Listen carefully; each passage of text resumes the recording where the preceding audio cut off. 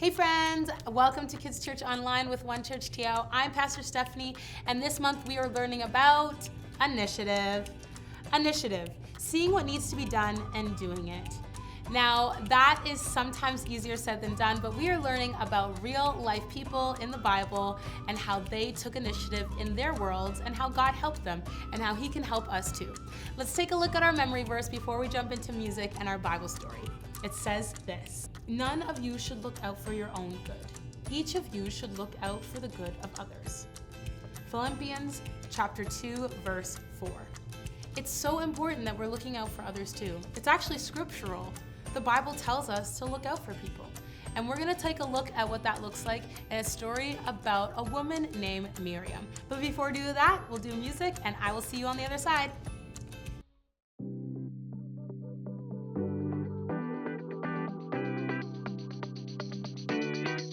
You died for me so that I could live. I have received so I can freely give. I believe in your promises. Help me use the gifts you've blessed me with. I know you were always faithful. Came and made a way back when I was still unable. I'll go wherever you're moving. Keep making me new. God, I want to be used by you. All for your glory. I'm looking for every way to look like you. Part of your story. My life is changed so that I can look like you. You're my solid ground. You are my smile when I'm feeling down. Help me look up and look around. To care for others as you teach me how. I know you were always faithful. Came and made a way back when I was still unable. I'll go wherever you're moving. Keep making me new. God, I want to be used by you. All for your glory. I'm looking for every way to look like you. Part of your story. My life is changed so that I can look like you.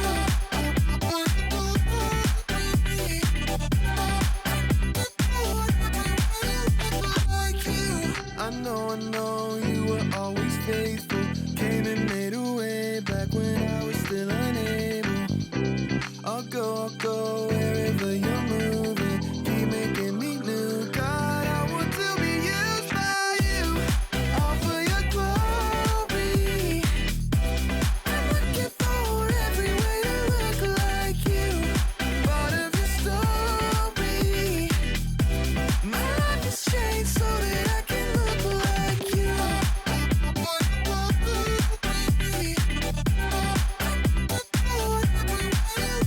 Like you.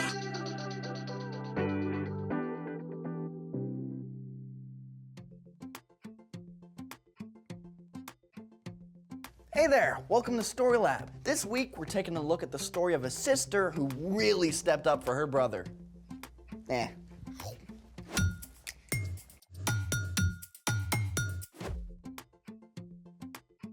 Hey, I'm Zeke. And I'm Carter. All month we're talking about what it looks like to love God by keeping our eyes open for ways to do God's work. Hey, your strawberries finally came in. Yeah, May I have one? well, someone or something beat you to it.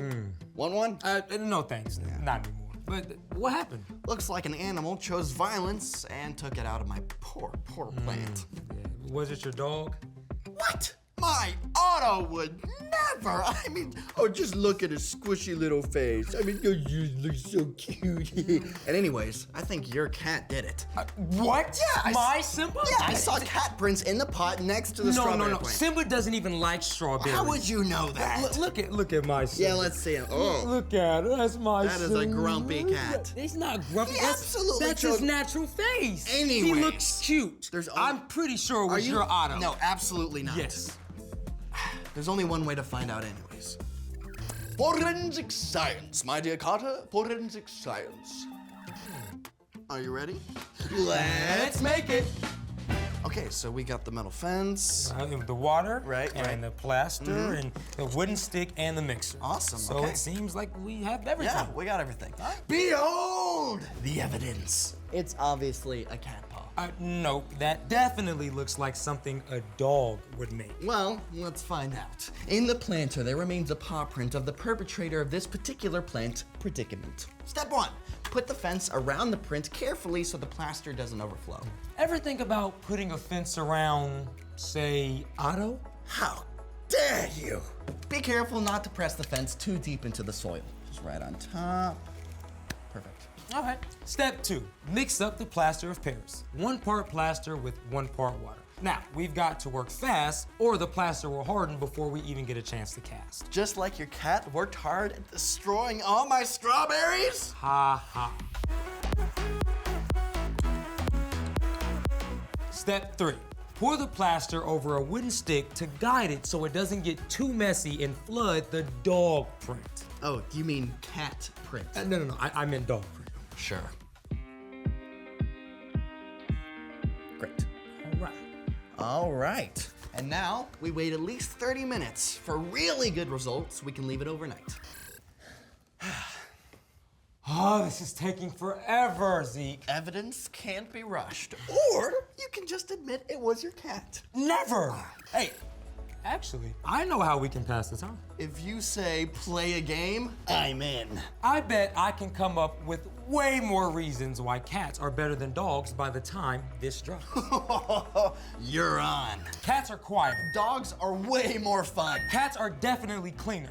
Dogs are more cuddly. My cat is totally cuddly. Dogs have bigger ears. Cats can listen better. They're more fluffy, they're smarter.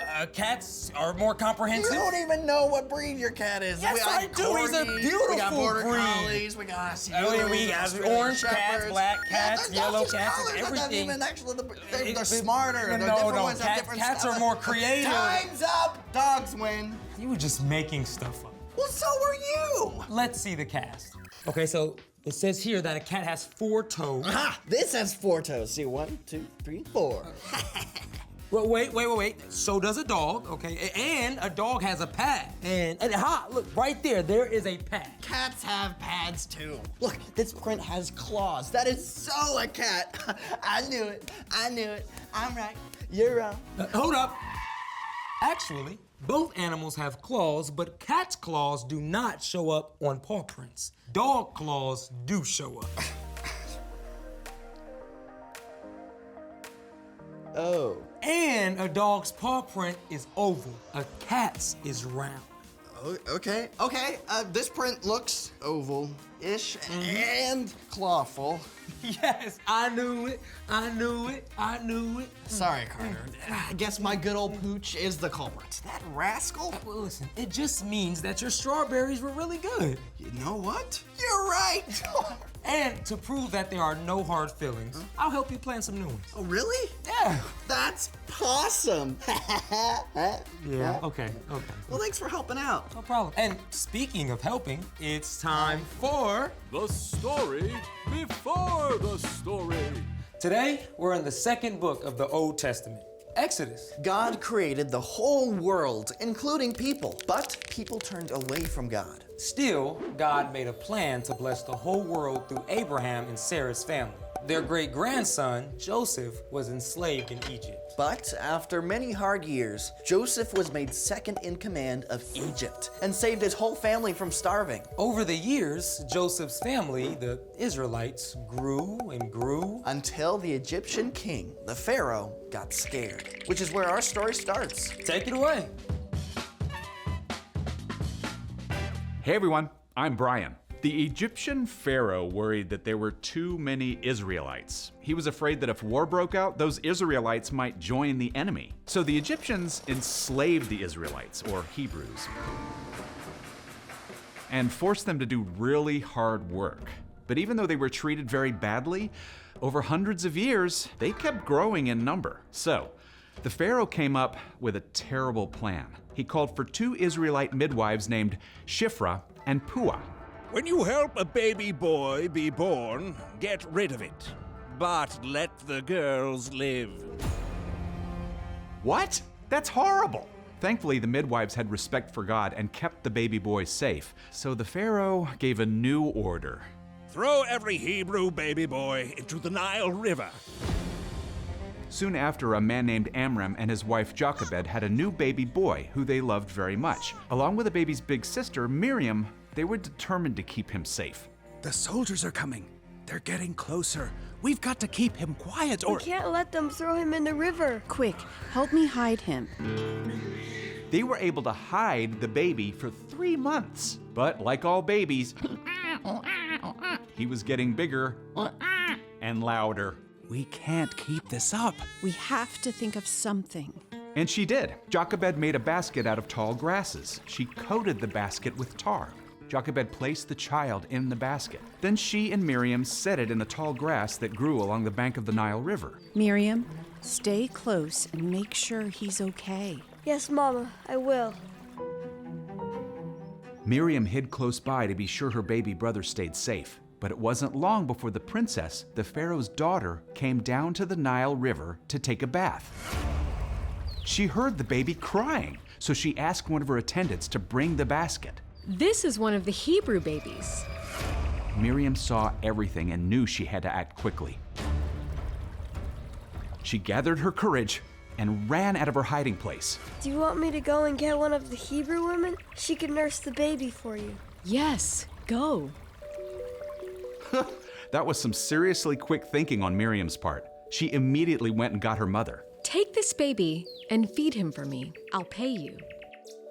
Jochebed was able to take care of her baby, knowing that he would be safe.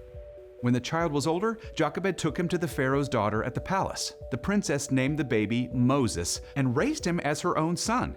And thanks to the care and quick thinking of Jochebed and Miriam, Moses was saved. And many years later, when Moses was grown up, God used him to lead the Israelites out of Egypt. The end.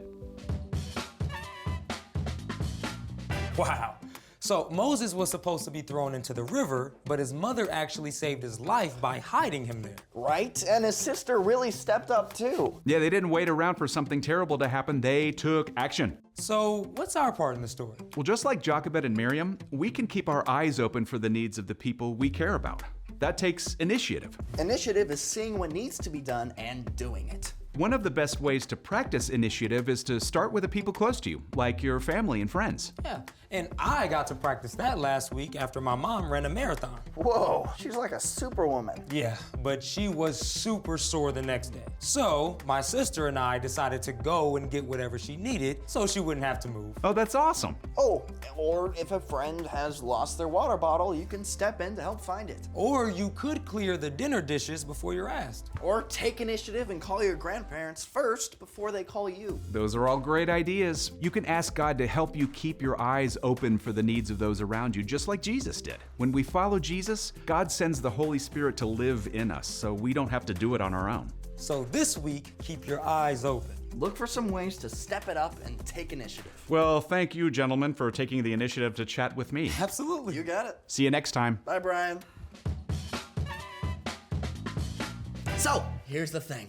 Look for ways to help the people you love. Yeah, whether that's your mom or dad, Your grandparents. your siblings, Or your close friends. yeah. And speaking of help, let's plant some strawberries, and then we can make some strawberry shortcake. You know they're gonna take some time to grow, right? Well, the sooner we plant them, the sooner we can eat them. I can't argue with that. Thanks for joining us in the Story Lab. See you next time. All right, let's go ahead and start. Okay, so what are we exactly doing here? So what you're gonna be doing is you're gonna be picking all the seeds off the top of the strawberry. Wait, we're gonna be picking all the seeds Individually, one by one. out of the strawberry? Uh-huh. And you've done this before? Yep.